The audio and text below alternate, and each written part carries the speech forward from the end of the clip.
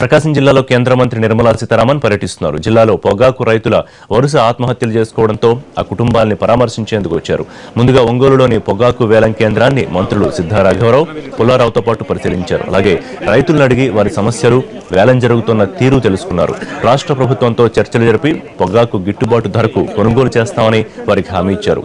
అనంతరం ఇటీవల ఆత్మహత్య చేసుకున్న పొగాకు రైతు కుటుంబాలని పరామర్శించేందుకు వెళ్లారు నిర్మలా సీతారామన్.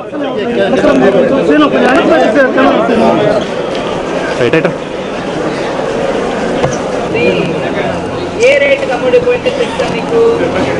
ఏ రేటు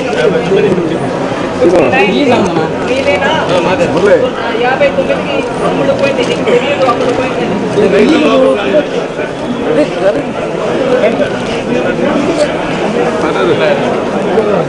అక్కడ ఉంది అమ్ముడు పోయిందా ఆప్షన్ చేసుకోవాలా? సరే ఇవాళ వచ్చే ఇంకో ఆప్షన్ ఇవాళ మొదలవ్వలేదు.